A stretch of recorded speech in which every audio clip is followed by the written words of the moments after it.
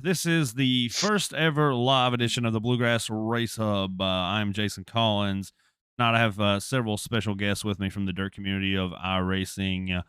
Cody Nevin, go ahead and introduce yourself, Cody. How's it going, everybody? My name's Cody Nevin. I race for CFM Esports, Jose Speed Shop, wide open or wide effing open motorsports now. Yeah, I've been on the sim for 2 years, and it's been one heck of a ride. I can say that. We also have Matt Selby with us. Go ahead and introduce yourself, Matt. Yeah, my name's Matthew Selby, World of Outlaws, Dirt Late Model Pro, former eNASCAR Heat Pro driver, as well, CFM Esports driver, WFO, just joined them. Uh, that's about it. Rough operator. And finally, joining us, we have Austin Sessions. Go ahead and introduce yourself, Austin. Yeah, my name's Austin Sessions, World of Outlaws Pro Series driver as well. I drive for CFM, MSM, Mid South Mafia, and NLRA. Been on the sim for about 2-3 years now. Oh yeah. So, what do you guys like most about the sim overall? What do you hate most about it? Well, the thing I like about it's one of the most realistic sims out there for dirt racing. And then the thing I hate about it sometimes is the way the cars react to certain stuff. It's probably my two things. Yeah, my least favorite thing, I guess, would be the times that you really didn't get hit, but you did get hit. It's just a minor bug, but once iRacing gets it dialed in, I think it'll be fine. My favorite part about the sim is that there's nothing compared to it anywhere else. I mean, we have a dynamic track that wears in from top to bottom. Nothing comes close to that. I know the console game got released, but it is what it is. So my favorite part about it is being able to run from the inside wall to the outside wall or beyond. Oh yeah, so it's a lot easier to pick your least favorite part of it than it is your favorite part of it. Uh, But I'd have to say my least favorite part of it is we ain't got fold over quarter panels. Uh, Agreed. you know. But also we have my camera froze up right there. I also like though the thing about it is like Cody said, the track wears in more realistic. It's actually the only sim out there where the track actually wears in.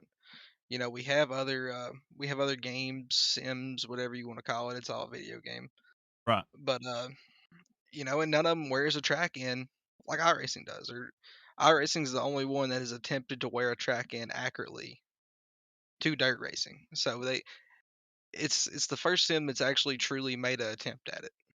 And from what they've done so far, it's worked out fairly well. I mean, there's a few bugs with it as well, and how a track should actually accurately wear in. But I mean, that's my favorite part of it, at least. So we have a series, it's Bluegrass iRacing series. We do oval stuff, but we also have a pro late model series. Cody is running in that. He's a participant in the late model series that we have. Um, Tell us a little bit about the race tonight, Cody. How did you feel about it? Racing tonight at Lanier was probably one of the best pro late model races I've had at Lanier. The track worn a little bit differently than it normally does. A lot of times Lanier doing an official, it'll go bottom and then work its way up the top. But with us having the practice and then the qualifying, the heat races, etc., Mm. the top of 1 and 3 were really burnt off, so you couldn't just get right up on the wall and run it down like you normally would. So it was more of a deep slider into 3. I was running that for a while. It went back down to lockdown bottom, and then it come up a lane off the bottom towards the end of the race. Racing tonight though overall was great. Side by side, 3 wide, 4 wide at times. Really clean for the most part. Yeah. It was a great time. The competition is great. I think that's my favorite part about it. There's a little bit of a mix of everyone in there. So it keeps the racing really competitive from front to back. So So, out of your experiences on iRacing, doing league racing and stuff, where would you rank Bluegrass in terms of just competition? Like as of right now, like how thick is the competition to you at the moment? competition's pretty thick at the moment. I've definitely raced in 2 years. I've definitely raced some really stacked races. Austin's been a part of those, and Matthew I know as well. Both of them being Pro Series drivers. But I mean, for a league that runs pro late models, it's definitely up towards the top. Definitely glad to be a part of it when you're racing against guys like Matthew and Austin, Dylan Yeager, Ethan Toter, Dylan Hauser, Dylan Wilson. You're definitely racing with some of the best on the sim. So I'm gonna shoot this over to Austin real quick. Austin, tell us about your pro experiences a little bit. Tell us a little bit about the pro series.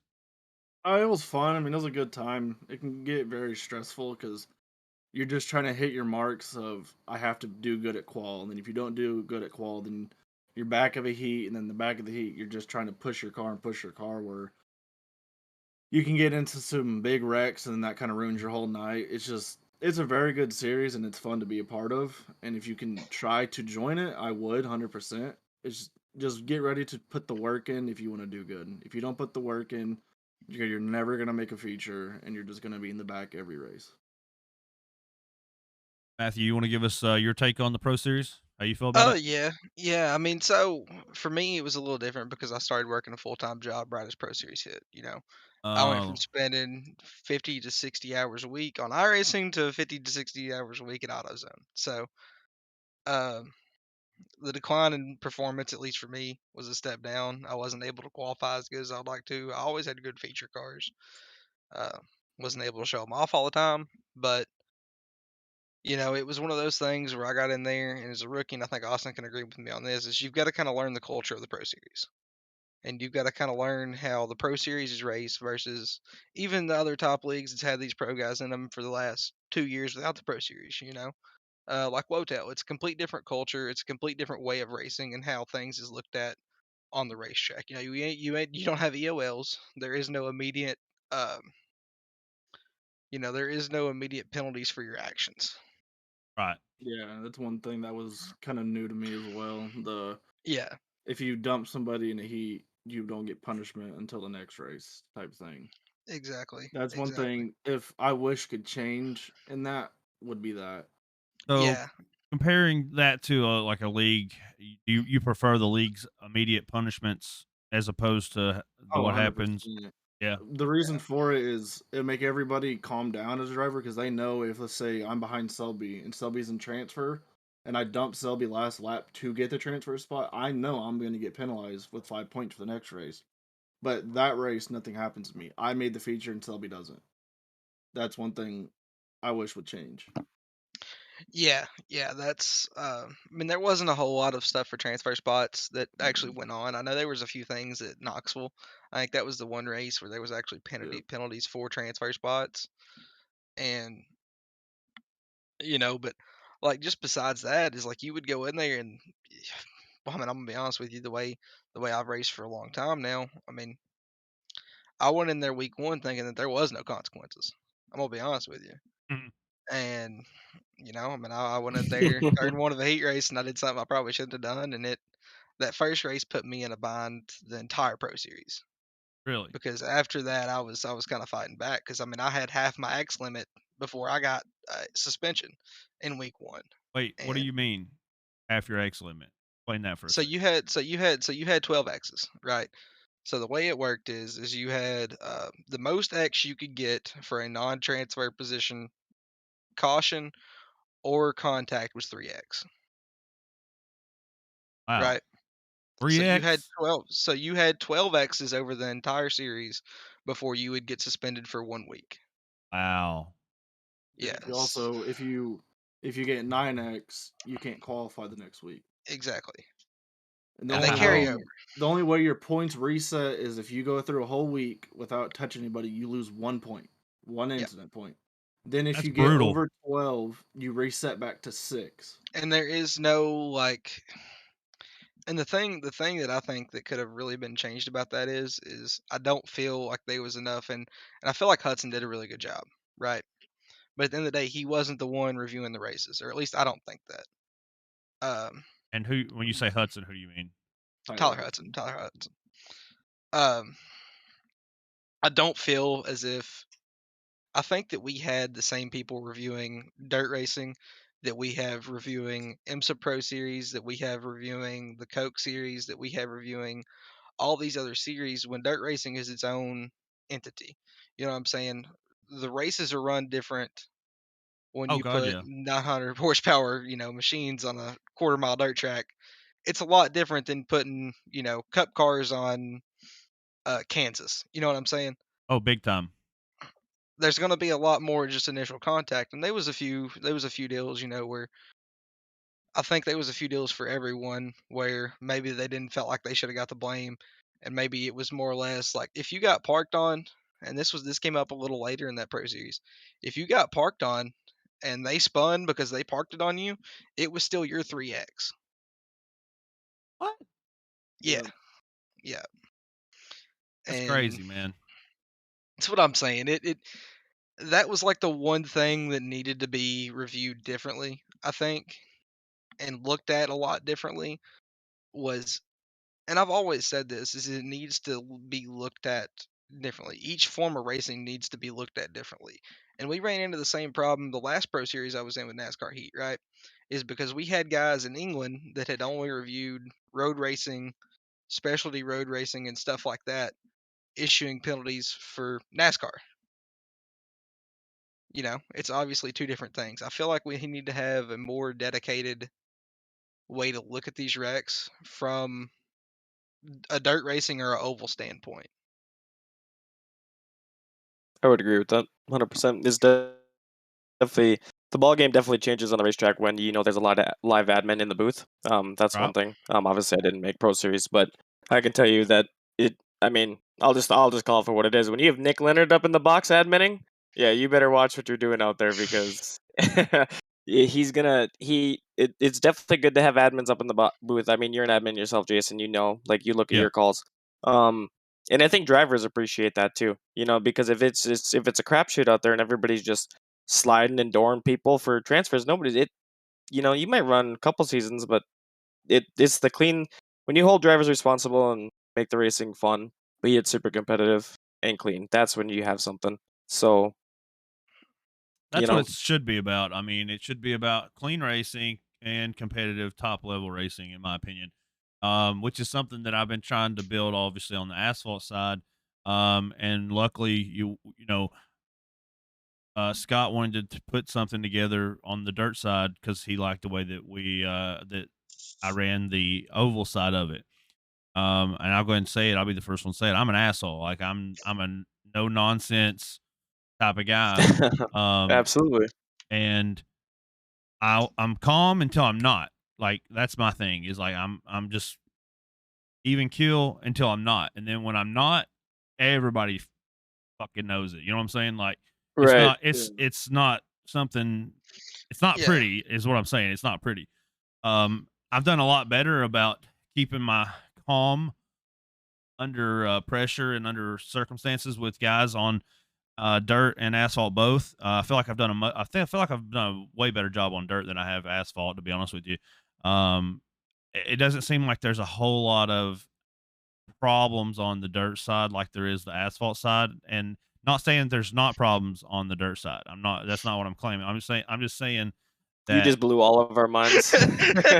for me personally, I you were looking at have my hostage more. reactions. Yeah, I have more people that bitch complain on a weekly basis in on the oval side, which you got to compare. It's 100 people versus 30 something people. Right. Totally different, So that's a big factor in it, I'm sure. You're Yeah, talking 40 drivers per 3 series. That's 120 drivers. We average around 30 every race for the majority of the season until we get to where we're at now, where we're kind of around 18, 19, 20. And except for our Cup Series, obviously we've had a low car count. 13 drivers is all we had the other night in the Cup Series. So, Right. I get what you're saying. The live, I believe having a live admin is it provides for cleaner racing. It's a better product overall, and that's what you want to do. Is you want to put out clean, hard racing, and you want to attract the most competitive guys you can. And like what, I digress. Let me go back to what I was saying. So luckily, Scott wanted to do this, and luckily I got to meet Steve McMillian, Nick Leonard, all those guys from Wotel, BJ, Cody, yourself, you were in the booth with us last year Yes, sir. for our fixed pro late series, and it's fun. It was just it was a it was a learning experience for me. It was a learning curve. It took me a few minutes, a few time, a few races to get my bearings and kind of get it. Luckily, I had Nick there to guide me, because I don't know you guys that well. Like I don't, Right. for me, I have more interaction with the oval guys, because I see them 3 times a week. Right. So there's more going Well, on with those guys than there typically is with the dirt guys. Go ahead. right. Yeah, I can definitely see where you and anybody coming from the asphalt side of things coming into the dirt side of things. I'm sure, sometimes, and I'm sure that asphalt and road racing, everything you can go as far as the Pro 4 trucks. I'm sure at times all of them are just just a mess. But dirt is definitely one of those things. Like I really do believe you want to be as clean as you possibly can, but at some point when you're ripping 100 miles an hour going into a corner on On three dirt. quarter mile right yeah on dirt, just bullring, like you're gonna hit somebody at some point. You're gonna hit the wall. Somebody's gonna run in the back of you. I mean, the room Contact for is margin. inevitable. Oh, absolutely. And the thing is, everybody can. I've went as far as some people, or seen some people, on forums and whatever. They're like, "Oh, dirt's a joke," yada yada yada. It's the whatever on the sim. Watch a dirt I race. Yeah, I wish they would go, because I bet you a lot of those people have never been to an actual dirt race. I invite them to go to a dirt race, their local dirt track. They'll see, they'll see some stuff, and then it all makes sense to them. It just you got to learn when contact does happen. I mean, Matt and Austin, they can attest to it. You got to learn to absorb Well, that sometimes. It's I think it's kind of like Nick said to me, several times, is iRacers have a different approach to it, right? right. iRacers feel like the lane has to be left, Yeah, right? true. iRacers feel like that you have to leave them a lane. Yeah, That's just plain and simple. I will When it's agree not to the that too. case, it's not the case. I mean, if you want to close that hole, it's yours to close, or at least that's my opinion on it. I See, would I agree come with that. from I come from actual dirt racing. Like I've raced dirt late models in real Mhm. life and all that. Mm. What iRacers don't understand to compare to like real dirt track racing, there is a thing called it's your lane or not your lane. If I'm racing and if I look out to my right or left and I can't see your nose, that's my lane. I can come up and that is your responsibility to brake. Right. If you're not to my door, that is my lane. Like if you're at my spoiler, like a lot of what happens in these iRacing wrecks on dirt where everybody complains about, they'll be on my spoiler and I come up the track. That's my lane. That's not your lane. Mhm. Yeah, there's no spotters in real dirt racing. There's not. You Absolutely not. don't. The only thing you get maybe is two little hand sticks in the center of the infield. You can barely even see. Right. That Exactly. is it. Yeah. Yeah. Exactly. Real There's life, you don't no even get a mirror. and I've talked to some guys that race dirt in real life as well, and we have a guy that he owns a pro late model team. Brian Terry, he's one of our veterans from Cup Series. He's been with us since we started the league. Brian is he's out of Owensboro, Kentucky. So he runs Terry Racing. They actually just won the championship up in Portsmouth. Um, Oh, nice. First time in 12 years they won the championship at Portsmouth. But he said that for him, it's nothing. The real life shit compared to the Yeah. iRacing is nothing, not even No. close. And the issue with it is it's not because the way the sim works is for one we don't have a mirror in dirt track. No, Like no. I don't know where the car behind me is running unless my spotter is telling me from the infield with two sticks. Yeah. I don't have a guy in my ear saying he's 3/10 faster than you on the high side. Move up. Yeah. He's gonna slide you. Go block it. In real life you don't know that's coming. And Right. that's where I think a lot of these wrecks happens because you know Yeah. something's coming, so you try to block it, which allows the wreck. So Yeah, and I well, wish. to, go ahead. I just wish that. Even, okay, so hear me out here. If iRacing just made an executive decision, pulled mirrors out of dirt cars, pull them That's It'd out, be what I was going better. take to them say. away Yeah. completely.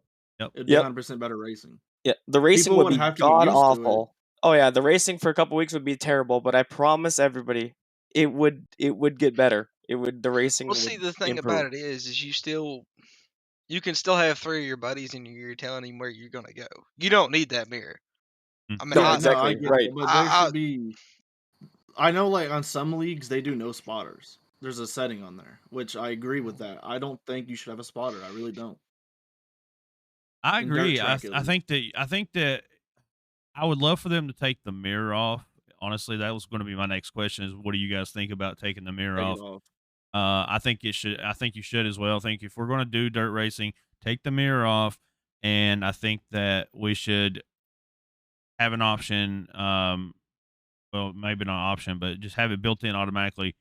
No spotters. No. I even think that they should take away the radio. In my opinion, I feel like if they take away the radio, and that's going to cut down on a lot of bullshit. It's going to cut down on Yes. a Yeah. bunch of nonsense that we don't necessarily Because need. everybody Unless everybody, once you get to a certain point, knows each other on Discord. There's right. no point of going over radio where everybody's hearing it. They're just trying to race. Go in Discord, hash it out. Because you Like can't the radio communicate with stuff. other racers in real life, even NASCAR, No, any none of no, that shit. And that's no. one of the big topics we've always had on our oval side is, you know, there should be zero communication on comms. They want me to have a zero tolerance policy on comms, which is fine with me. I mean, that's gonna, Yeah, I previously would be like, hey, if you want to say sorry or my bad, sure, right? yeah, Well, see, But go ahead. that's one of those things though, like asphalt wise, and I think that's what you're kind of getting to there. Is you can still have your spotter go run and tell, in a cup race, they can go have one spotter go run and ask the other guy one thing, and the message can be relayed. Same in Discord. I mean, we have everybody. Yeah, It's yeah, mandatory to be in our Discord, so they can do that. They can hop in channels and say, "Hey, yeah. what are you doing for fuel strategy? On are you pitting? What lap you pitting? We want to try to work together. It's Daytona, Talladega, and even on some of the short courses, mile and a halfs and shit, they'll do the same thing. So I see what you're saying. Like, there's maybe a need for it on the oval side, maybe, but at the same time I just feel like it would make life for admins a whole lot easier for one. You know, two, I feel like it would cut down on a lot of people um saying shit that they shouldn't say, blaming the guy for you shouldn't say anything till you look at the replay. That's how I look at it. yeah. And then also with like the voice things is you'll have two guys like they get in a small wreck. They're not gonna wreck each other. Then they start arguing, and that's gonna just make stuff even worse. Oh, yeah, I That's agree. when the straight line comes out. Yeah, Yep. the voice chat It's a definitely. voice chat after, "Hey, dude, Yeah, you wrecked me. I was there. No, you weren't. I'm just wrecking them." Or the yeah, Like, famous car high. yeah, yeah, yeah, car high. Yeah. yeah, Yeah. You wanna talk and bullshit when you're sitting there, practice qualifying, after you run your lap, whatever. But as soon as we're in the car, we don't need it, man. Like maybe if it's a league setting, chat can be enabled to the drivers, for black clears and stuff like that. But when we're in official, you already know that black clears don't get cleared. Like yeah. black flags don't get cleared. So there's no reason to even have your radio. So just shut up, run your race, and go from there. That's the Yep. That's worst my thing opinion that. on it. That's the thing I despise about running like officials and stuff. It just when two dudes are carrying out a conversation the entire race when they have each other on Discord. Oh, Run a it's Discord. terrible. It's I'm not, awful. and then I mute them, but their name still pops up on my screen. Yep. That doesn't make sense to me why they have it like that. I feel like once you mute them, you shouldn't see the crap at all. Like, Yeah, because like I don't care how your cousin is racing. I don't yeah. like. Oh, looks like we're having some issues. Matt, you still there? Yeah, I'm still here. My phone just died, so Fine, you're fine. we're without a camera. No worries. That's all right. Yeah, We still got you. We still know what you look like now, though, so it's all good. yeah, Yeah. yeah. Have Matthew, that image ingrained in your face. I got a question. Jason, I'll actually ask you a question if that's okay with you, man. For sure. Do you race with one hand or two hands on the wheel when you race? So, I find myself often racing with one hand. Okay. Yeah. So Um, So does Matt. I won't turn a lap on asphalt, dirt, road course, anything without being one-handed. I, And the I, funny thing about it is I drive with my left hand when I'm yep, right-handed. yep, same here. That's exactly Yep. what I Well, do. there's a reason. I There's a reason drive, for that. I It's drive the left-handed. Yeah. Or I'm driving, and I'll be so sometimes I'll have both hands on it, like when I'm like initially like sitting down in the him and I got the wheel mounted and everything. I'm like both hands on the wheel, and then Mhm. like within like a lap, I'm like, oh shit. I told my spotter last season when I won the Xfinity Championship, I said, I guess I should put both hands on the wheel. He goes, yeah, that might be a good idea. I was like, I can't do it. I was like, I just keep taking it off. I can feel more.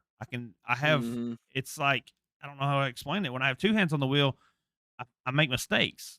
So It's like, that's one thing I was gonna say. It's that reasoning right there. Like from my real racing experience, when yeah, I go two-handed, I oversteer. yes, I'll that's what I'll, I I'll do. put too much into the steering wheel.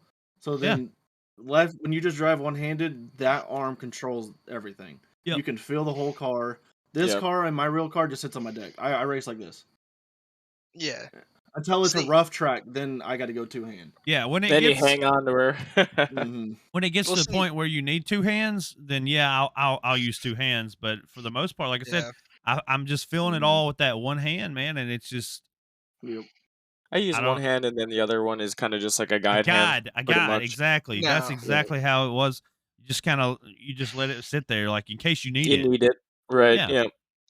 Now, see, I clinch. I drive my left hand, and my left hand sets a little lower on the wheel, just my positioning.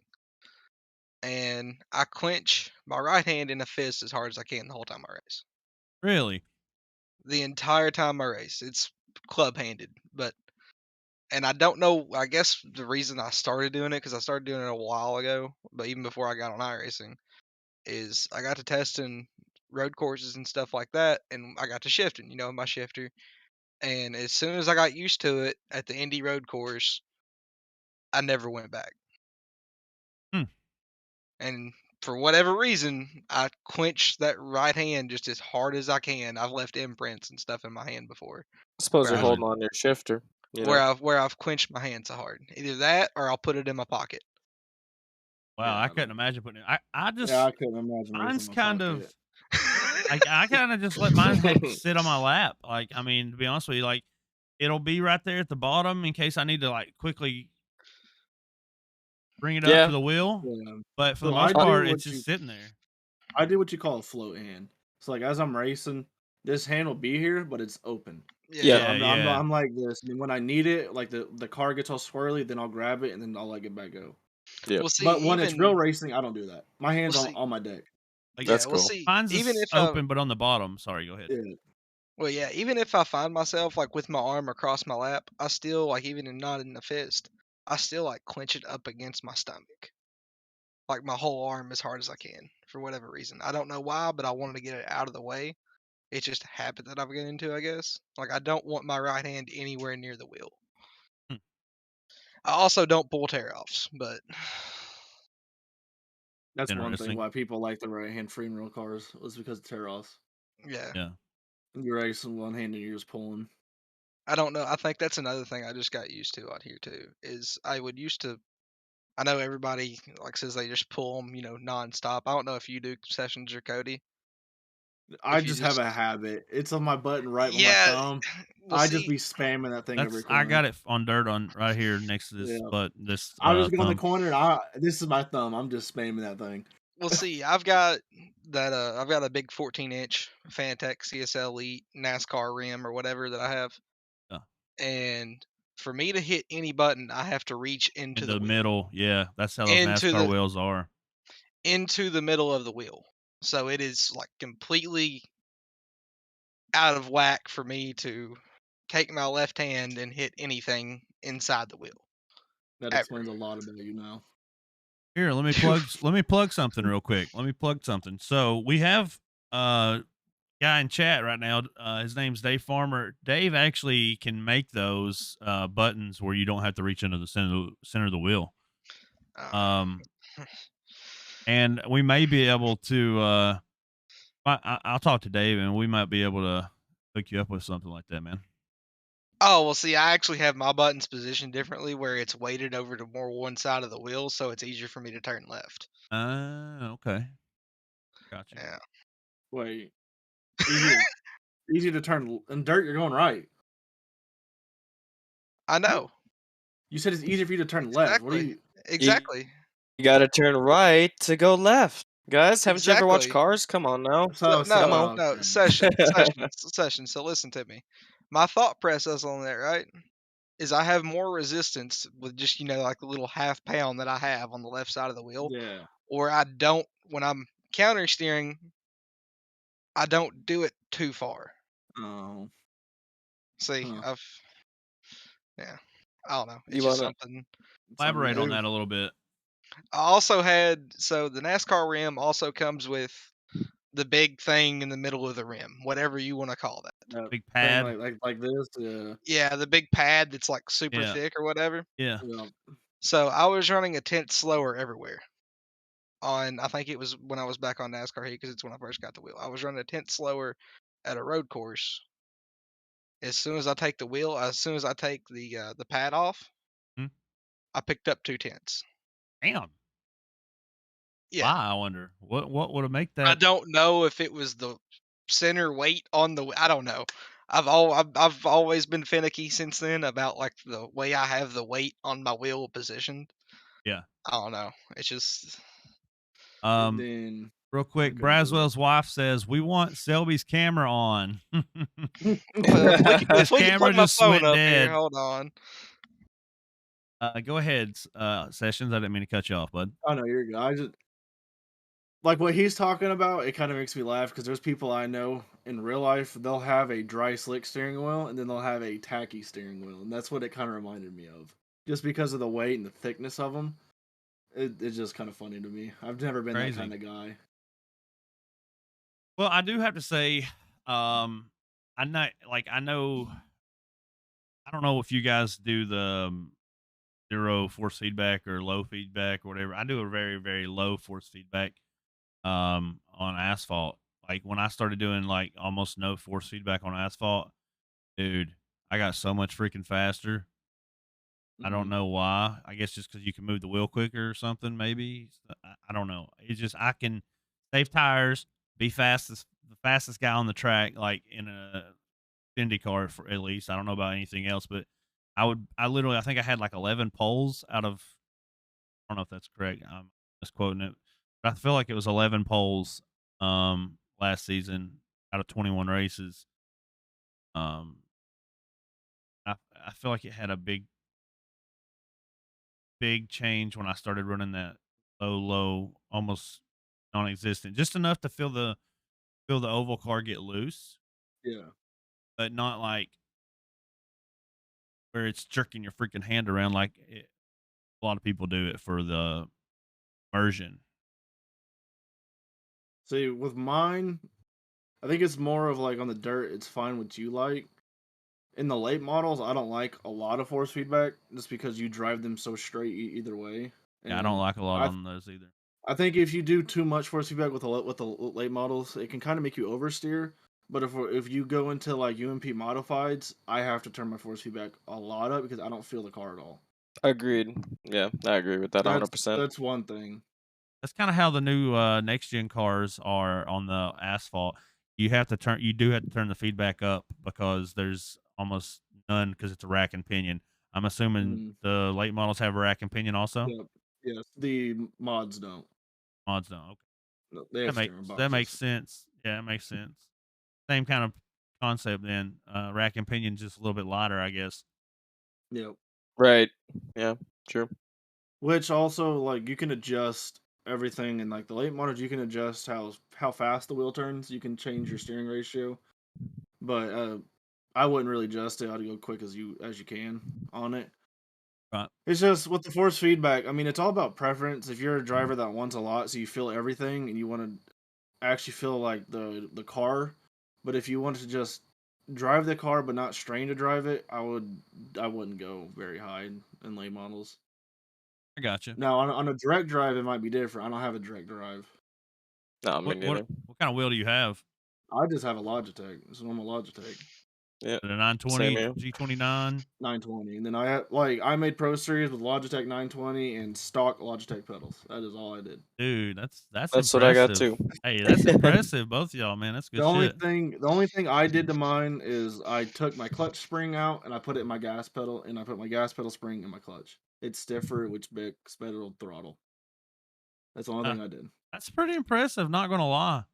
See, Yeah. Um, everybody over here like Selby's with Fanatec $1,500 wheelbases and Hey, mine was. VHS. Hey, listen, mine was free. Hey, can't beat Let's that. go. I've No, got I've got a 2.5 Fanatec with the freaking universal hub, and yeah, I paid way too much fucking money for it.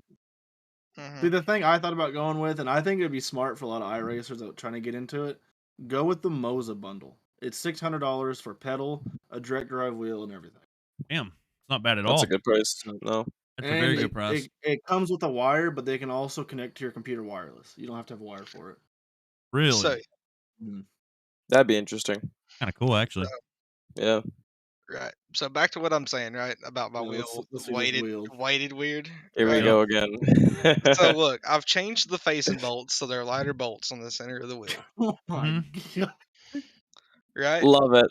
Innovation. And then I have taken where this button right here on this side, right, Yeah, is supposed to be mounted up here. I've actually mounted it to the side of the paddle shifter. Oh, look at that. That's actually Wow. pretty cool. To the Yeah, I front like facing of the that. paddle shifter. So I if like I ever that. do have to put the finger on it, the right hand on it, Huh. it's right there. Pretty smart, man. Pretty freaking smart, actually. Agreed. I like it. I just One grab thing, my, I just grab my wheel, put it on, clamp her down. I'm good to go. Yeah, see, we got to do the quick release and, you know.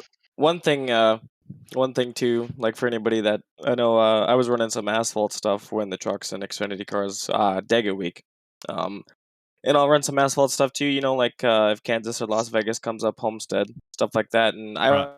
always found myself talking to guys because, somebody will bring up something, and normally it's me saying, I'm from the dirt side of things, because normally what it is Mhm. obviously Dega, somebody will wreck somebody, and it goes from there. But yeah, from the dirt side, I hear a lot of asphalt guys. A lot of them are curious and want to get in the dirt. I don't know what. Obviously everybody prefers their thing. There's a reason why we're on dirt. There's a reason they Right. run asphalt. That's where you grew up with the cars you watched growing up. Right. Yeah, it's what you're more interested in, really. It's not nothing, necessarily, oh, dirt's this, so asphalt's that, or whatever.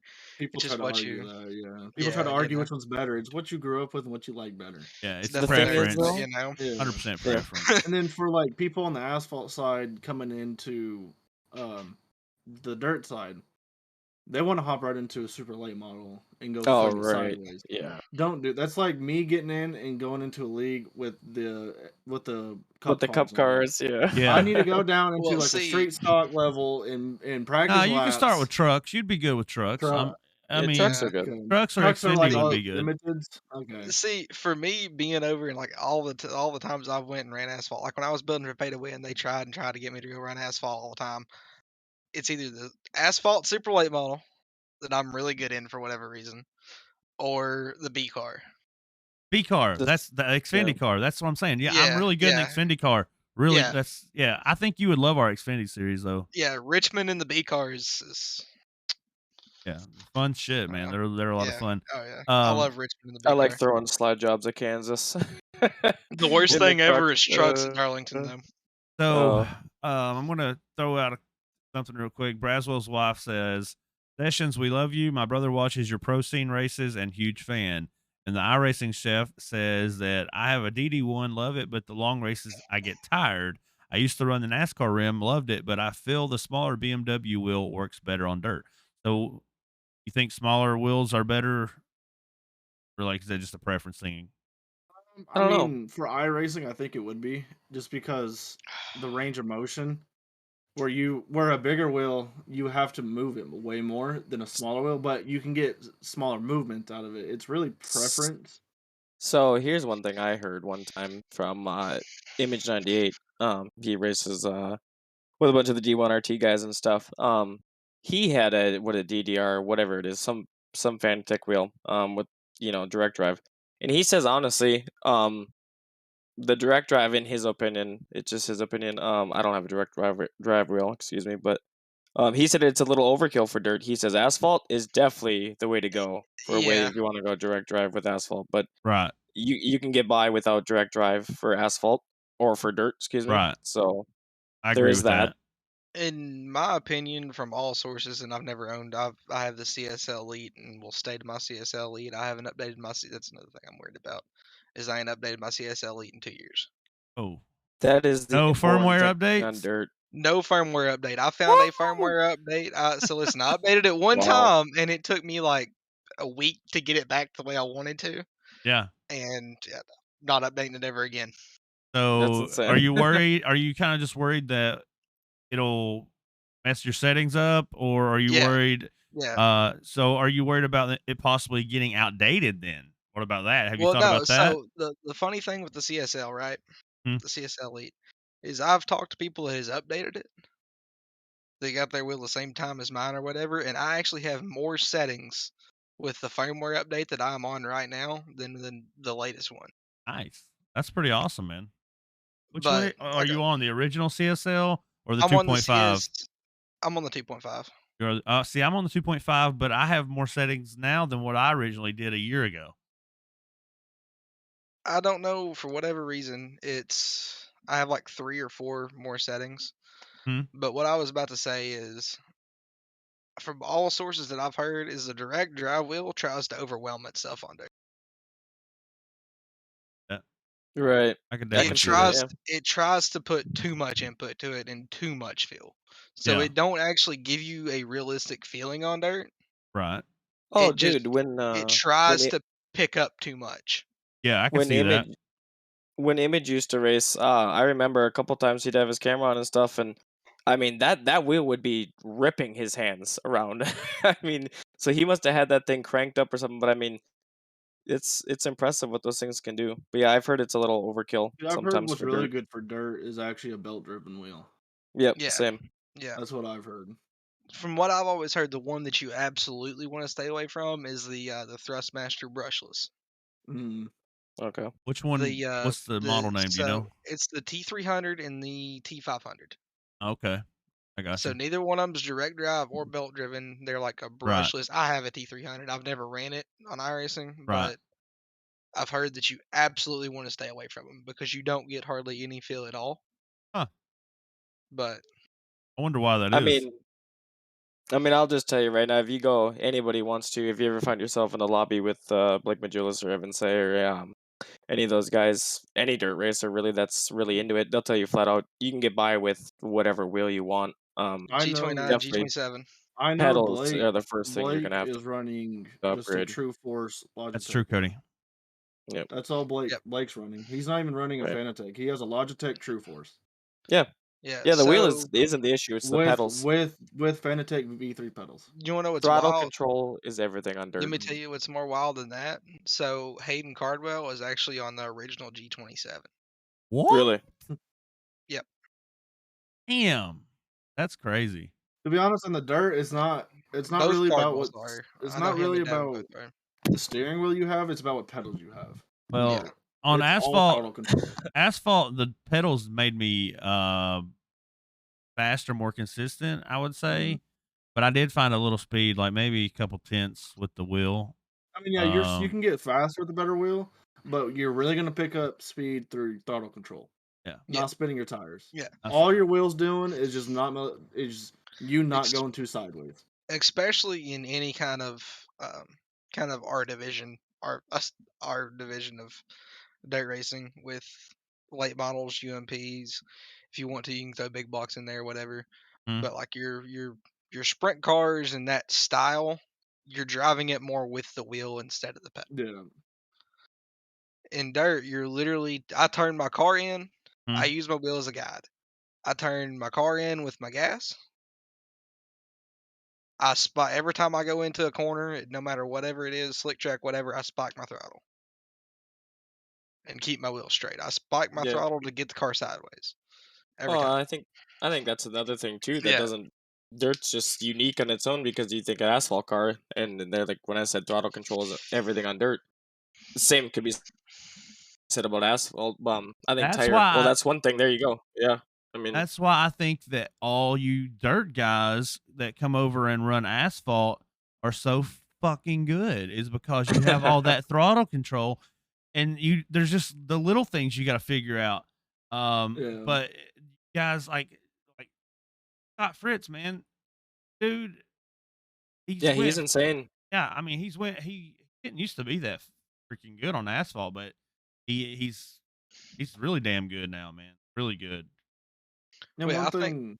Oh, go ahead, Sylvie. Go ahead. Oh, I was about to say the one thing that I've picked up on the few asphalt races I run a season or whatever is it's not necessarily like I feel like a dirt guy can hop in an asphalt car and absolutely rip a lap time down, or at least Oh yeah, you can rip a qual lap yeah, every single time.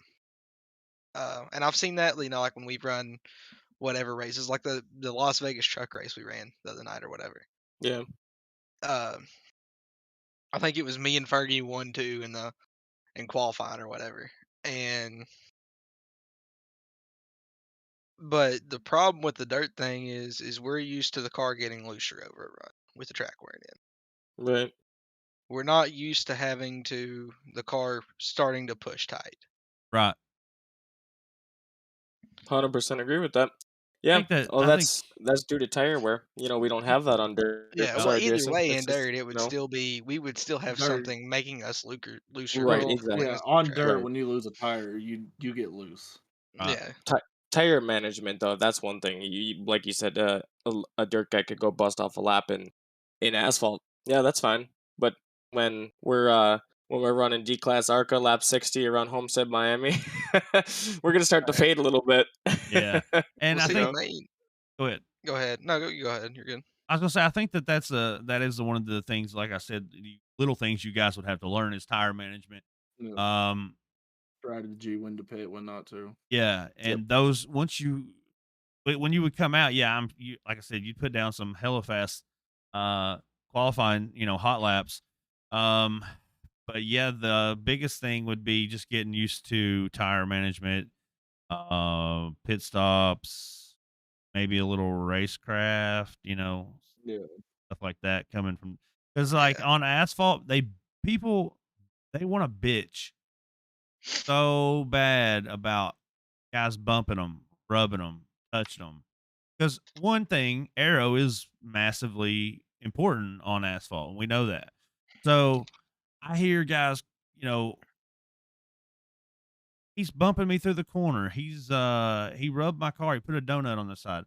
Well, fuck, that's racing, man. That's part of rough it. Right. racing. Yeah. That's part of it. That's He can't run you over, but if he's just moving you a little bit and rubbing you a little bit, I'm not going to say nothing to the guy. And you'd be surprised how many times I've had guys come to me say, "Hey, he's touching me over here in the corner. You need to do something." I'm like, there ain't nothing for me to do, man. It's racing. He ain't wrecked you yet, so when he wrecks you, then I'll Yeah, do something. yeah, Robin's racing, man. Go watch Days of Thunder.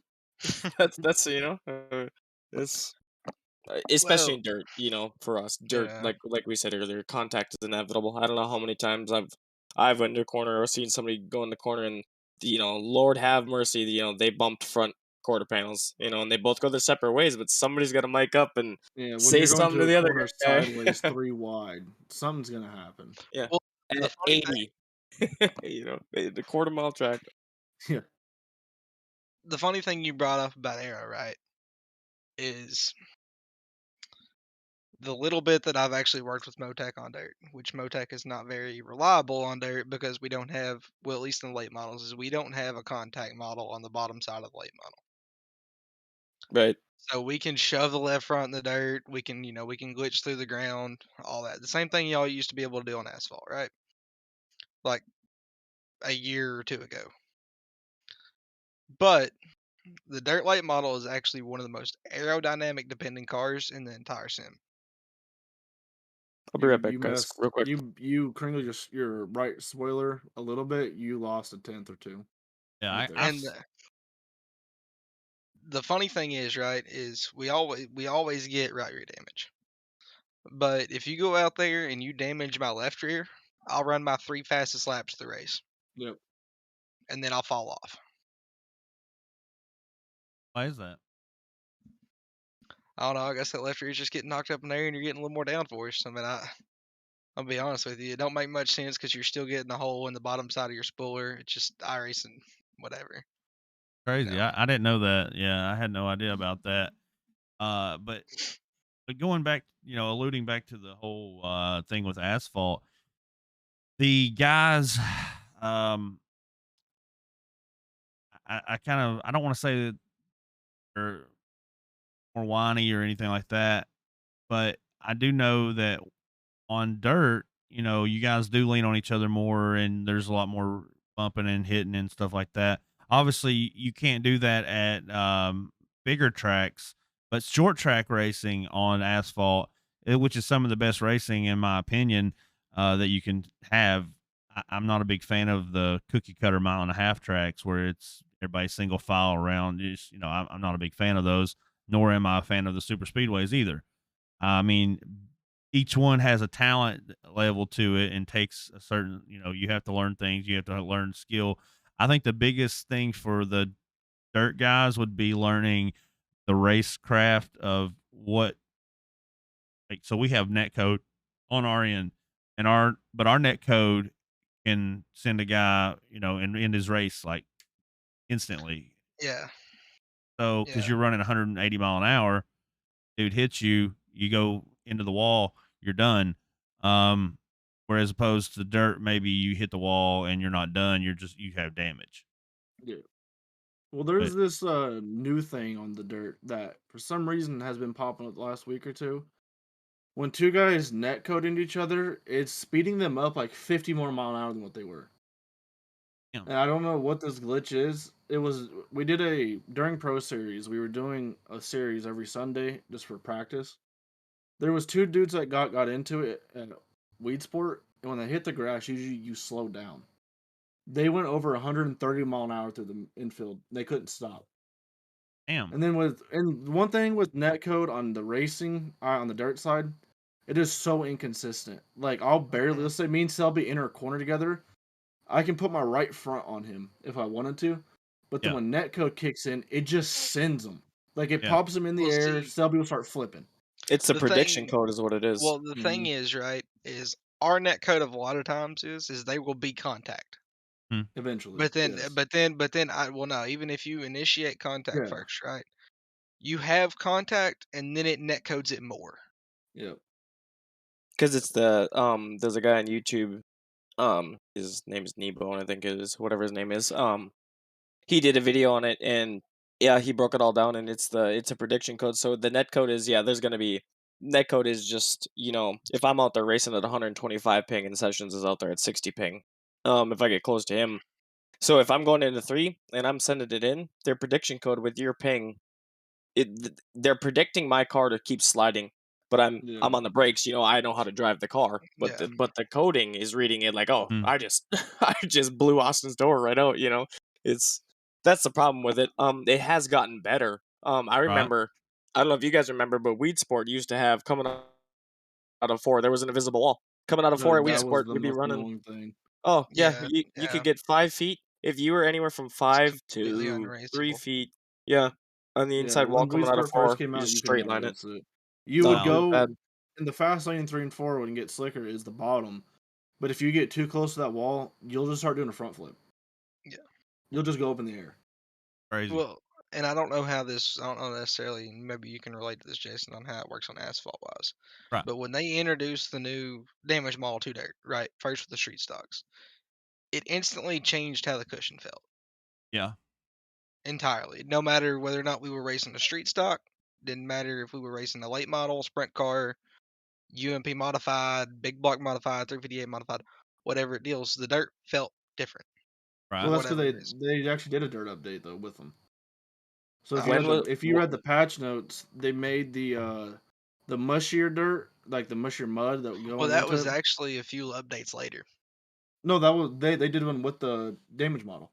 Oh, It okay. was right before Pro Series when they did it. It was actually like 2 days before Fairbury. Well, no, yeah. See, now this was like at least 6 months ago when they first introduced the damage. Oh, That was when okay. they introduced the damage model to the sprint cars. Yeah, When yeah, they yeah. introduced the damage model to the street stocks, Oh, yeah, it was the sprint cars. It was, yeah. yeah. All I know is that marbles rip.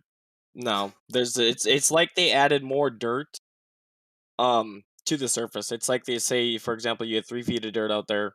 I'm just throwing out numbers. They added 5 feet of dirt. They added 2 more feet to the top. it's like we can dig more. It's like there's more to kick up because I remember on the old tire model, like it would get it was there, but like you run marbles and it would be hooked up. But now you can run marbles. Like Bristol is a great example because Bristol will burn out the bottom. Obviously, that's the first thing you run out. Right. When that line finally does start to move up, when you're running the marbles at Bristol, it doesn't matter what you're in. You can feel it. Like that car is hooked.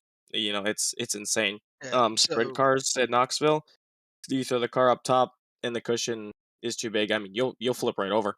I mean, Yeah. it's crazy. So I'm sure Cody and Austin, you can both agree with me on this. The new tracks that iRacing has released since what was the first one? Was when I-55 came out, right? Yeah, 55. Cedar Lake. I-55. Well, no, even I'm excluding because I still feel like that's the old. We had like a good Yeah. 8-month gap before we got a single Oh, door track again. You yeah. know what I'm saying, or a Right. year Yeah. or Yeah, whatever it was. Because the big blocks dropped then too. And we all these new tracks have a different dirt on them. 100%. Yeah. So Which I they need to. watched. Yeah, they They do. do They do. need to, right? So I watched a video a while back on this, right? And it was somebody that like studied iRacing or whatever broke it down because they were talking about the Cup cars racing on dirt at Right. the new Bristol layout or whatever, right? So every single dirt track beforehand had been layered with the very bottom layer being asphalt. Every single one of them. There's asphalt underneath our new dirt tracks, is what you're saying? No, not the new ones, the old ones. Oh, okay. The old ones. There's a Interesting. very thin layer, but it's there. Right. Because Okay. the first tracks they came out with was what? Linear, USA. Yeah. Right. Um, They were so scanned with asphalt first. they were scanned with asphalt And then first, they put dirt on themselves. and Yeah. then they put dirt on themselves, right? Yeah. Right. So then after that, they used that as a base and did every single track that way. It was Okay. easier for them to model the track originally in asphalt and then cover it with dirt. That That's makes why a sense. lot of those old tracks you get a lip around the bottom side of the track. Yep. Perfect Oh, look at. example is linear. You know how you Yep. can't get all the Exactly. way down there? There's Yep. that little in Lanier. There's that little flat to little dip part right there. Yep. Yep. That's where you stick your car. That's where it's That's why you fast. gotta that's why you gotta run that like the little thin And it line that never gets gets the slick there. There's And always that little traction grip right there. what I'm more curious about now, real quick, is just Lernerville and I-55 are really prominent there. The it's permanently slick on top or on the wall. Permanently slick. It's pre-gen slick. So I don't really know what the reasoning is. Is it if that's to calm down Is because it the looks of you're talking about when you're on Tacky Track? it's just always slick. Like if you go rip, like we'll run a pro official or something, and it doesn't matter if brand new track. Maybe it's not slick right brand new, but as soon as you put a couple laps on it, it goes from tacky to black immediately. It Yeah. just super slicked up. So I don't know if that's to try to knock down because I mean Austin and Matthew can definitely agree. iRacing for a long time was put top it on top. the wall. Yeah, It was put it on the wall and let her baby. eat. It Yeah, Right. still is on tracks. it is right. Yeah, and I mean if you go watch dirt racing anywhere, it is if anything, it goes back to the bottom. Well, Normally. that's the main reason. Like a lot of guys now are preferring the old tire model. Everybody wishes you get. Which I mean, I wasn't that successful in old tire model because I didn't run on it very long. But Same. is you could run bottom at Learner. You could run Hmm. bottom. You could run bottom at a lot of these tracks, just flat out. Right. And Definitely go more sideways old tire model. yeah, exactly. Yeah, And then I you know also that. got You could floor it. you could Wide absolutely floor open. it wide open.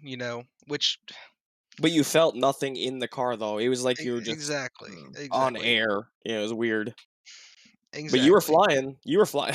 I mean, Yeah, The like, one and yeah. thing that's why it's taken so long to even break some of the old records, like the Charlotte record, the world record stood for so long. Oh yeah. Is because they were literally wide open the entire time around there. Yeah. What? I Go ahead, remember when I Jason. was Sorry. trying dirt out 2 years ago for the first time.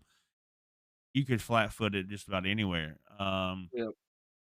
And so I kind of see what you were going with earlier, Selby. Is I do notice a difference in asphalt. There's a like a grip patch right around the bottom of the every asphalt track. If you hit it just right, your car is stuck to the bottom and you are flying.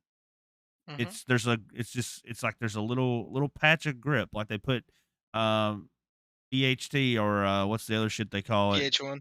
PH1. Yeah, VHT or PH1. Like you put that shit there, and or PJ1, PJ1. PJ1, yeah. Yeah, that's what they call it now. There's a other VHT is what we used to use in drag racing. It was the Yeah. same kind of shit as PJ1. Yeah. But it's like it's got PJ1 all the way around that bottom, but you have to hit it just so perfect. Mhm. And I think that's one of the biggest reasons why I hear a lot of oval guys run zero feedback, because they know where to turn the wheel and it doesn't move around, and they can just hold it right there. You know what I'm saying? And it's like the whole corner, they're just hooked up and just rolling, and it's crazy, man. But I've Yeah. seen a big difference in it since got damage updates, and the cars, Cup cars have the new damage model. I don't know about Xfinity. I don't think Xfinity has the new damage model yet, but the Cup Ain't it- cars, I don't think so. Isn't the asphalt cars, isn't it just the street stock, the ARCA 87s, 87s and Cup. and Cup car? Yeah. ARCA, Street Stocks, 87s, Cup, I think. Yeah, Yeah. I killed the wall in a truck the other day at Talladega, and my bumper got pushed in. I was a little disappointed. I mean, it's the thing is I'll say, I've said it once, I'll say it again, I've said it a million times. iRacing is a great thing. You know, is it bugged? Does it have problems? Absolutely. But iRacing blew up when COVID was a Oh, 100%. iRacing That's what got me in it. exploded. That's Same. when iRacing Yeah. got popular. It exploded. Yep. So they're already from that moment on, their dev team was behind the 8 ball, you know, because they weren't prepared for it. You know, who was, you know. But they got a bunch of So money from it too, so they should be right, sinking that money right back into better developers, better everything, right? right. Yeah. I also mean- think with it all, so like, okay, NASCAR cars, every year y'all have a new car, like the way, like you have the new The car next scanned, yep. gen, the car. The one Different thing package. the one thing dirt side is lacking is, like, our dirt league models are actually like a 2016 Black Diamond. No Yeah. one races those anymore. They No. ain't made anymore. They ain't even made it. We need a 2022 XR1 or a Longhorn. Just the way, because that will actually make the car drive different as well, because the dynamic of the car is different. I think Like, it's just So scan why a don't couple they go cars and let scan play. it? Why don't they go Well, scan it? Rumor has it there's been a car scanned. I'm not gonna I say heard- anything because I don't know, I'm at liberty to say anything, but I heard that there look is at Howard a Weaver. I heard there was yeah. Shout I out heard the Howard same Weaver. thing. I heard the same thing, but I don't know if there's any truth to it or not. But I did hear the same thing. Obviously, you know, Scott is ingrained in the dirt community as well, and he brought it up. I don't know, a few weeks ago or something. I remember him telling me about it roughly. Well, the ideal thing, if we were living in a perfect world or in a perfect universe or whatever within the iRacing thing is you would think, since it's the World of Outlaws, since its creation was the Mark Richards show, right? It was, Rocket Chassis, they won so many, Kid Rocket won championship his rookie season, won rookie of the year, all that. They kind of made rules around Rocket for a long time, right? Right. But we would get the XR1, we would get the new Longhorn, we would get the Bloomer. We would at least get 3 good chassis that we could choose from. Right. The same way that y'all get, the Toyota, Ford, asphalt Xfinity. gets, Right. Toyota, Ford, Chevy, the whole 9 yards. We would get it. They Xfinity don't didn't, even I meant Chevy. they don't even have to race differently either. Just give us the cosmetic looks of them. Yeah, you just know, the looks. it's No, Right. now, Yeah. now see, I want an individual scan done on each one of them. Yeah, I get that, but then you're gonna get to the fact of one's gonna be better eventually, so And everybody's gonna run everybody it. is gonna run that car. Yeah. It would So- have to Everybody- just be the looks of the car. Yeah. So they claim that there's no difference on the asphalt side between the Chevy, Ford, or Toyota. That's what they claim. hmm But Keith Hackney, who is, as you guys know, Keith Hackney. he's a really high rating dirt guy, street stock driver. He builds I guess he's building prolates now for Elite. He's been our points leader in truck series all year, and he runs a Toyota, and he swears by the Toyota truck. He swears up and down that the Toyota truck has an advantage over the other two. And as fast as that guy's been all season, because when he started the season out, he was not this fast. He's put in a shitload of practice. I'll go and tell you, he started the season out, he was mediocre at best. He was not Mhm. what he is now. He's put in a lot of time, and that's another thing I preach to everybody is practice, practice, practice, practice. The more seat time, the better, the faster. I try to tell all my oval guys, practice, practice, practice. A lot of them have regular jobs. They can't do it.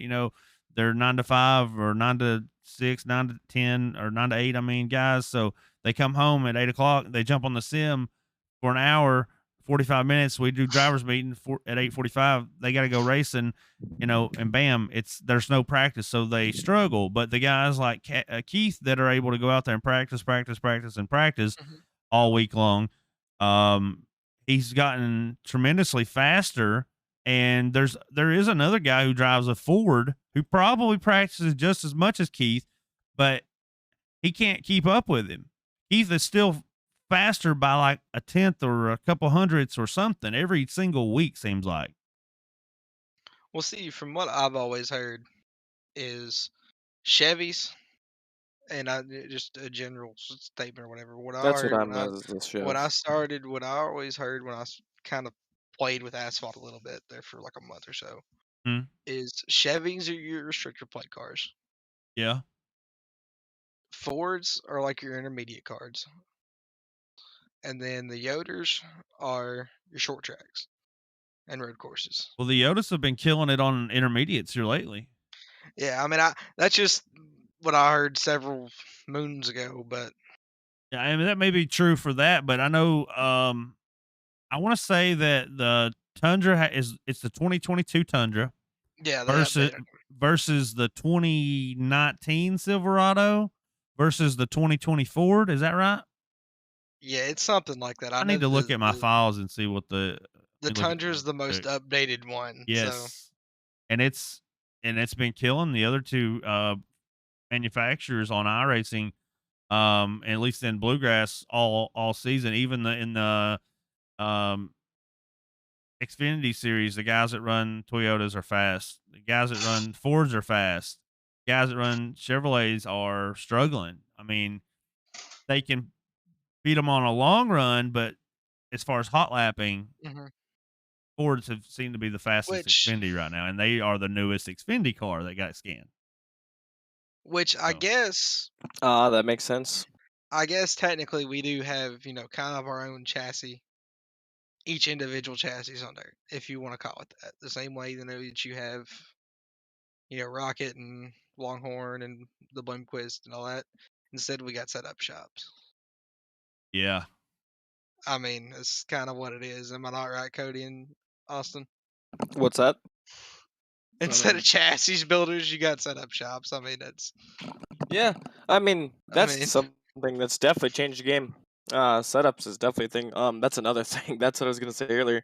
Um, for guys that are coming over, the skill gap is definitely increased, and that is due to people just the player base kind of thinning out a little bit. The guys that stayed dedicated, kept grinding. You go to asphalt, same thing. But the setup shop game has definitely changed iRacing dirt side tremendously. It has in the late models, the big blocks and the sprint cars, mostly. Um, it's really fun, but at the same time, it can be a headache. let's yeah. let's touch base on that real quick. The setup shop drama. Let's just talk about that. Let's give Oh the Lord. listeners Here we let's go. give the viewers a little something to talk about, because obviously House of Speed, they claim they're the fastest, they're the best. CFM claims Yeah. they're the fastest, they're the best. You've got different setup shops. What are your all's opinions? What do you So guys with think? me, well, the way say how you choose your setup shop, if you choose to support someone, if Right. you come into dirt, you do not have to support a setup shop. You can be Correct. on your own. You can learn from people that are in And them, be but you can be successful. on your own. But if you choose to support somebody, don't do it because of what they're posting. Don't do it because of what they're winning. Don't do it because of who's in it. If you like the people and you like how they run it, then use them. Right. But if Agreed. you're joining it just Exactly. because of the speed of them, but you don't like the drama behind it, then don't use them. Yes, I That's gotta how I find. see it. That's a Agreed. wise advice right there. Yeah, From that is perfect. Some Good job, wisdom. Sessions. Yep, Like that's the some wisdom. reasoning Agreed. I joined CFM because I was with another setup shop that wasn't very known. I came from White Knuckle and I joined CFM. I The reason for that is not because of the name of CFM. I could care less of the name. It's I really like Chris Ferguson. He's a cool dude. He's a good dude in iRacing. He helps the community out a lot. Yep. And then He helped also Bluegrass. Yep. The help between Blake and Evan are more than what people know and what people think. They think those two are just the biggest people on iRacing and they will not help you. That is Like not snobs. the They think they're case. Yeah, snobs. they're not. They'll sit They're in not. Discord with you and they'll sit there and they'll help you and try to get you faster just like they are. All three That's of why us I have chose them. all three of us have gotten faster because of Blake and Evan. Yes. Dylan Yeager is another guy. Yep. I like Dylan. Dylan Yeager is a good dude. You know, Dylan walked in the pro late models tonight. Drug everybody. Oh, yeah. I mean, he was yeah, gone. you He know, was absolutely yeah. gone. He actually moved up in points because of that too. Yep. Take a look Yeah, at that real points quick. battle is shaping up But pretty good. if we're as far as the setup shop thing, right? Yeah, absolutely. I Yeah, we'll keep feel going. Let's go. we're getting into the juicy I, part I feel Yeah. like I may be able to speak the best on this. because he's been on both sides of it. Matthew is a good example. I've been on 4 sides of it. Yeah. So Matthew's been a little bit everywhere. Well, you've been on the two top hitters that are going against each other. yeah, I have been, and I'm True. not gonna speak on that because I don't want to get into that. Yeah, don't worry about that. It is what it is. It's enough drama that's going on. Right. But as far as when I got on here, I had zero help, absolutely none, and I started running better. You know, I made that first spring fling or whatever. You know, started dead last in it, but I mean, hell, we made it. Within like a month of being on the sim or like actually like building setups on the sim or trying to. Shortly after that, I got picked up by Pay to Win to be the builder for Pay to Win Right. on their dirt stuff. David Lamb there, he great dude. Just wanted to start my own. Yeah. And we did Speed Shop X for a little bit, and you know, we got once that went down, you know, we were releasing, you know, super sets and pro sets every single week, and then we brought on a street stock builder as well. Yeah. At one point in time, you know, the thing that I got sick of, absolutely sick of, was instead of racing to race and to race to win, is you're racing to sell a setup. Yep. Yeah. That's the thing that gets sick and tired. It's the Facebook post after. It's the in the race. They have quick chats on their steering wheel where they got the setup from and all this. That's annoying on asphalt too. Mm-hmm. Freaking Rocco. Oh my god. Here we go. Shit. Get into that here in a little bit. Oh Lord. He might get a cease and desist. They gotta pay $500 every time they make that post in there. Yeah. It's definitely preference. You know, you gotta find what suits you. I'm not afraid to say it. It is what it is. I've ran a little bit of everybody's setups. I don't care. I've ran RKM. I've ran House of Speed. I run and predominantly run and support Majula C Speed Shop, CFM Esports. Me, Matt, and Austin do. Right. But I mean, you know, I've been on the sim for 2 years. I've run a little bit of everything, and I'll say something flat out. In my opinion, everybody's got their own track. Tanner Tomasi, he used to build really good stuff for Volusia.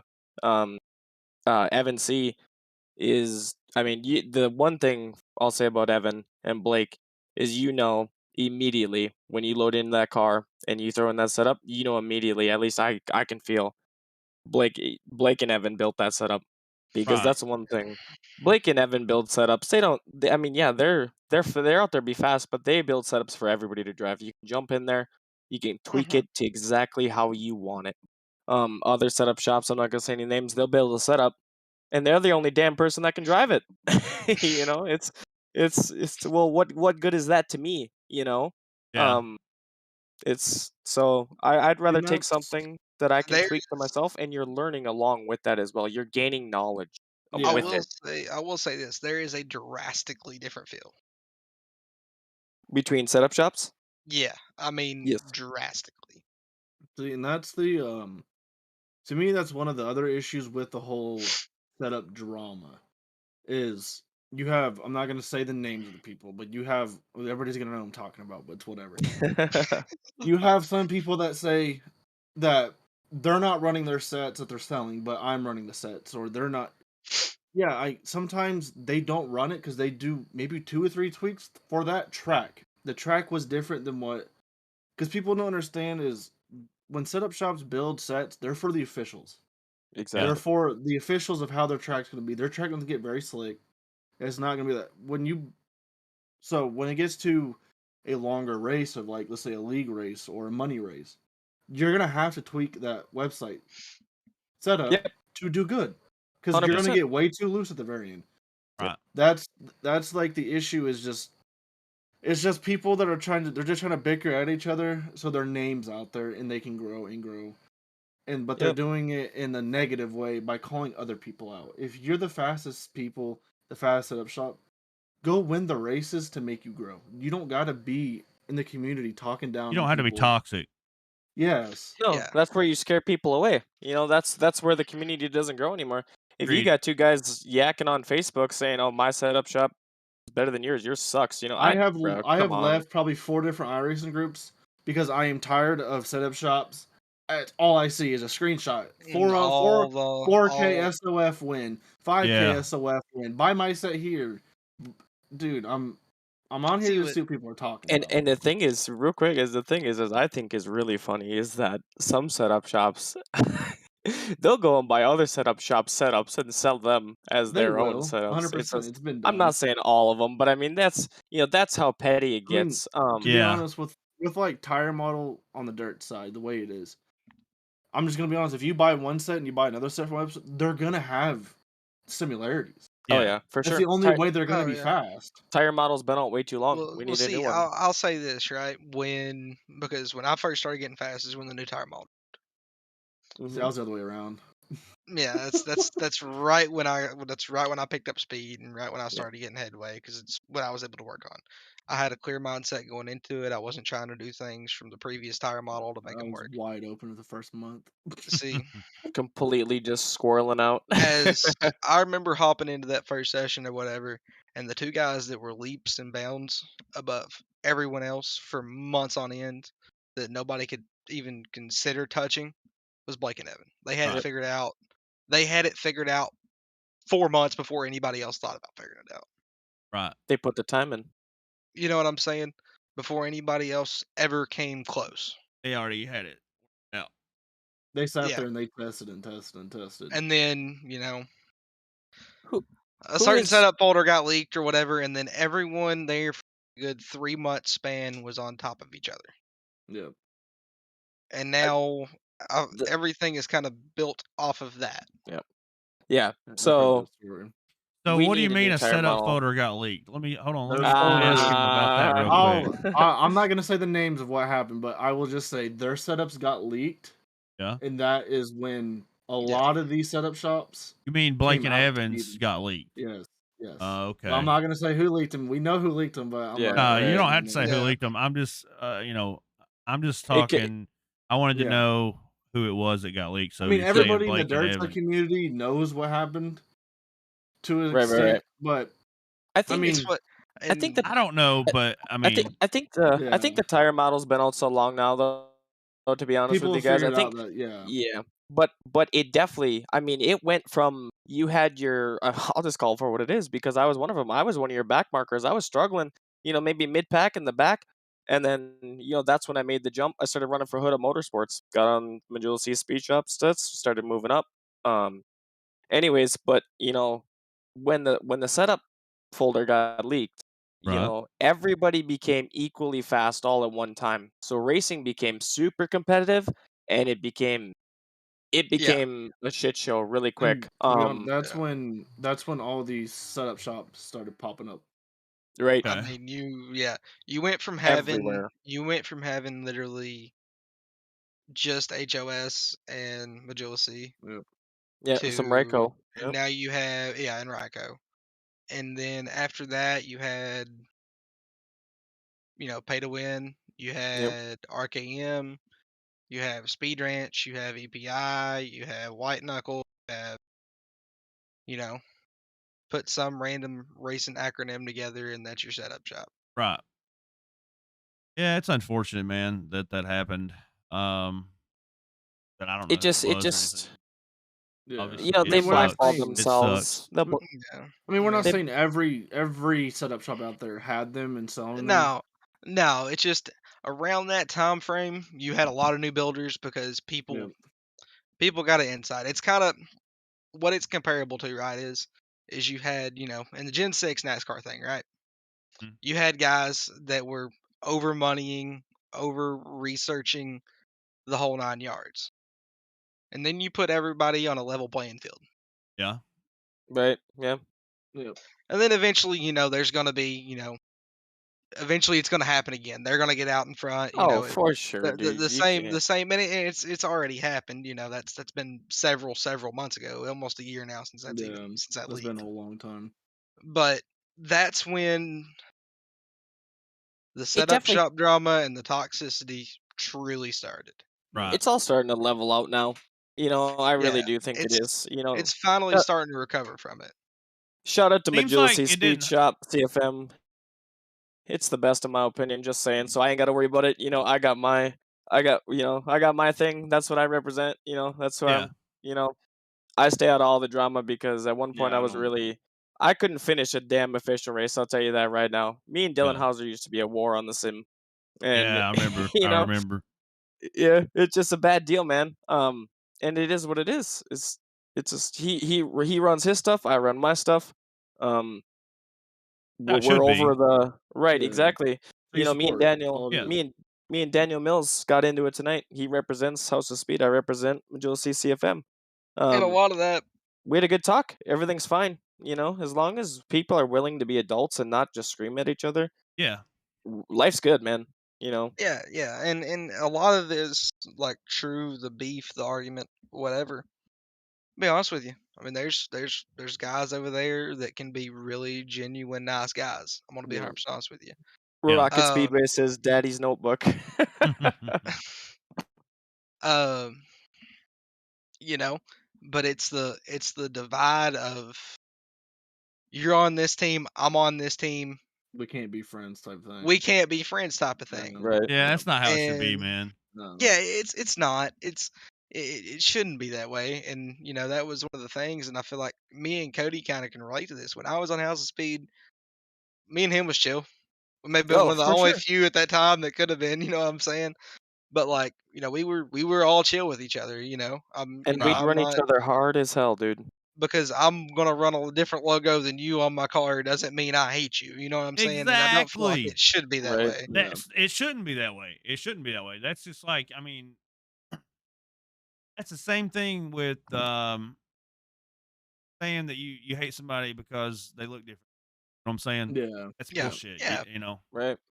yeah, See, and one thing like with the setup war as well, not every team does it. I've just heard stories. I don't know if they're actually facts. I've heard people tell other people, you can't join this Discord because it's that team or it's this yeah. team. Right. For me, I don't care. Like I talk to Apex people, I talk to D1RT people, I talk to some RKM people. I don't care who you're part of as long as you're chill and you're not like toxic the whole time. Right. Right. Like I don't care if you have House of Speed, I don't care if you have Apex, I don't care if you have Slick Motorsports, whatever you have. I don't care what your brand is. As long as you're a cool person, I'll hang out with you. I don't care. Yeah, and we ain't got to be sharing setups with each other to be No, buddies. we can sit No. there and Exactly. You just know, we can and sit I there and think chat. You want to beat him, he wants to beat you. I mean, why share shit? I mean, Yeah. Right. yeah, that's the way I look at it. exactly. But Oh, and that's another thing too with the whole setup shop saying, oh, they don't sell what they actually run. Well, let me tell you, if I'm out there testing for a week, 2 weeks, maybe even more for a race, reading chat I'll sell it for now. 10 bucks. I'm not sending you my secret sauce, bro. It No, just I ain't I'll wouldn't. sell I it for wouldn't happening. 10 either. bucks. Yeah, So, it just uh, we're racing for money. Come on now. I'll real help you, but I ain't sending you the set. real quick, Sessions from Man My Monkey. Sessions is just an absolute hunk of man meat. What a snack. Who is Rocket Speedway says, I think Sessions' eyes are hot. And then my monkey then says, he's dreamy, isn't he? this? So this is Ryan. I'm and just then, over here dying in chat. Like the chat's just going off, typically, during the podcast, we don't have chat, but since this is a live podcast, Yeah. um, And this will be uploaded to the Bluegrass Race Hub for anyone that missed the beginning. This will be uploaded to our Anchor platform, our Spotify platform, as a special podcast. So you'll be able to check it out there. It's Bluegrass Race Hub on Anchor, Spotify, Apple Podcast, all that. We've been doing pretty well, man, for like a little startup podcast. You know, we've got we're at, like right at 200 listeners now. Growing, it's doing well. Absolutely. And yeah, so I just wanted to touch base on that quick plug. But back to the talk with you and Mills tonight. What was said in that Dude, meeting? hold on, Because I Mills, gotta break it. Hold on, I actually have to go to bed. I gotta get up in the morning. okay, I'm just like, you know. That's fine. Alright. I'll wrap it up with Daniel yeah, Mills real let's quick. wrap it up with this, and okay. then we'll call it a night because that Alright. sounds good to me. We've been live for an hour and 25 minutes. I mean, That's I'm good. fine doing this in the weekend. We got Yeah. all night. We Absolutely. definitely need to do this again. Definitely need to do Oh, this yeah, again. definitely. Hey, real quick Absolutely. though. I mean, he said something about the beard. I mean, when are we going to see the handlebar sessions? Yeah, no, I need to. Yeah, I need to. Yeah, I don't know about that. I'd love it. That'd be awesome. Let's Go ahead, let Cody. Cody finish this off real quick, and then we'll let everybody do a quick plug for all their sponsors and everything once more, and then we'll call it a night. Absolutely. Yeah, Go ahead, no, Cody. me and Daniel Mills, you know, we started off the race pretty close to each other, and can't remember exactly where we started on the grid, but you know, ran a couple laps, racing started getting really competitive. Track was racy. My car was hooked up. You know, we were rolling. I think we went You're with a ripping top. 30. Yep. Yeah. Yeah, and that's one thing. I'm definitely like a Brendan Shepard, Bobby Pierce on iRacing. If I had to compare myself, I guess, to a world driver, as ridiculous as that sounds. I live or die by the cushion on iRacing. It's not even a question. If Right. there's a cushion to be running, I'm up there. But yeah, no. So we were hooked up, and we ended up making a move. On the bottom, there was a car in front of us, and we kind of crossed over and tried to shoot the bottom, and we nailed the bottom. But when I got back on the gas, my car ended up getting super tight, and I crossed up and I pushed right in the door, Yep. shoved him out the racetrack. I ain't afraid to call it for what it is, and my mistake. He lost 5-6 spots on the deal. Unintentional. I reviewed it. It was unintentional. I looked Right. at it. I felt really bad. And you know, me and Daniel, You we've apologized on the radio, if I'm not mistaken. yeah, I did. I was hoping he heard it. You know, maybe he heard it and didn't care at the time. You know, whatever the deal may be. But yeah, and like I said, me and Daniel, we've raced each other clean. We've also ran each other straight into the wall. You know, Yeah. call it for what it is. We've been highs and lows together. Daniel's come a long way. I'm not afraid to shout out success. Daniel has come a long way. In the Yeah. last couple months, Daniel was not the best, and he's coming. But yeah, no. So I think the conversation went really good tonight. We jumped in. I jumped in the interview channel, and he was hanging out in there, and I talked to him, and it started off a little, you know, kind of on the rocks a little bit, and voices started getting raised, and then pretty much ultimately I just said, you know, I'm sorry, it's my mistake, and it actually for two speed shops that really don't like each other all that much on the racetrack, the conversation went really well. It was a productive And conversation. it was. So Good. I'm really looking forward to racing. You know, me and Daniel, we're I think separated by 3 points in points right now for Bluegrass. We got a couple weeks Yeah, left. I had that pulled up just a moment ago. Get I'm back looking to forward it. to have some really good racing with him. You So are based on drop week points. You're 3 points behind him if you count drop weeks right now. You're there. He's tied with Jacob Fields for second behind Dylan Wilson. Dylan Wilson's got 12-point lead on both of those guys. If you go off of overall points, you are 1 point to the good. You go off of counting all races currently with no drop weeks factored in. Once we once we get further in the season, obviously your lowest race will come off like the other guys, so you'll move up. And I think my lowest so far is I think I took a 10th at Volusia week 1. I think that's my only drop week. So yeah, I think we're shaping up good for points. Yeah, you're looking good. You're factored in pretty well for a good finish for this season with Bluegrass for sure. So Cody, go ahead and thank those fine sponsors for us. Absolutely. I'm kind of in a transition right now between teams, so I'm gonna plug two teams here. We're both teams are sanctioned under CFM Esports, Chris Ferguson Racing, or Chris Ferguson Motorsports, excuse me. So I'm gonna shout out Nick Leonard from the NLRA Association. If it wasn't for Nick, I don't even know if I'd be sitting here talking to you guys right now. He kind of helped kickstart my racing career. Um, and yeah, so I'm gonna shout out Nick Leonard, NLRA, James Braswell, Mid South Mafia. James is one hell of a dude, one of the best guys I've met on the service by far. Um, T Berry Motorsports, Scott Fritz, Tyler Berry, those guys over there, they're awesome. Matthew Catania, Majula C Speed Shop, Evan Blake, Dylan Yeager, Ethan Toder, all those guys. Devin Morgan, shout out him even. Those guys have helped me a lot. Brent D. Carter, Chase Hardy, got to thank everybody. I'm like I said, the transition's weird, but I got to thank I'm just transferred over to a new team, WFO Racing. Rocky Battenfield started up a team, so Matthew Selby's one of my teammates over there. So I got to thank Rocky and CFM Chris for putting that deal together. I'm really excited to see what happens over there. Spyglass, where Speedworks, VLR, Ultimate Dirt TV, Bluegrass iRacing League, and you for putting this deal together, man. It's been a lot of fun. Yep, absolutely. Matthew, go ahead. Oh yeah, first off, gotta thank all my original boys there. Gotta thank the original Powerhouse guys. Jared Jones, who's now a WFO member as well. I gotta thank Majula C Speed Shop as well, for bringing me on board. I joined in kind of late to the fold there, at the start of the Pro Series. So big thanks, big shout out to Chris Ferguson for letting me join part of that great thing that we've got going over there. At least that I feel we got going over there. Rocky Battenfield for starting up this WFO team. Under the umbrella of CFM. Um, you know, Also got to thank Lefevre's Curbing, that sponsored me the whole time during Pro Series and this awesome banner that I got here behind me. Um, got to thank CFM Designs by JDM as well, uh, for painting my new wrap that I ain't had a chance to put on track yet, but we're getting there. Um, got to thank all of our current teammates as well: Mike Augustine, Cody Nevin, Blake Deppinett, Blake Murray. Like I already said, Rocky Battenfield.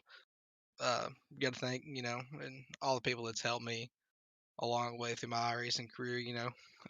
Nick Leonard, Steve McMillian over there with Wotel. They've definitely coached me up a whole lot and the knowledge that I know. And got to thank Blake and Evan as well.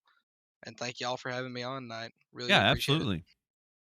Austin, you want to go ahead and thank those fine sponsors for us? Yeah, mine would be kind of the same as Cody's. Nick Leonard at the NRA. He's kind of the team manager over Mid South Mafia, which is the actual team I'm a part of. NRA's coexisting team that he helps us a lot with, and James Braswell and all them. Thoughts and prayer goes out to him as well. I'm not gonna get into details going on. It's just thoughts and prayers to him. Yeah. Yeah. With Mid South Mafia, I mean, I joined them, I guess, in the beginning of Pro Series because I wanted to join with CFM because I want their help with everything, and they put a big hand in what I did in Pro Series and what I'm trying to become and do in sprint cars and all that. So I got to thank CFM for sure. Chris Ferguson's a great guy. Blake and Evan, all them. I can't thank them enough for all the help I think they've done for me. T. Barry, Tyler, Scott Fritz, all them. They join on Discord. They're with us in LRA, and they help us a lot. We help them. There's a good group of guys just to race with and all that. And then thank you for the podcast, and it's been pretty fun. I'm looking forward for another one. Yeah, absolutely, man. And I appreciate you guys coming on.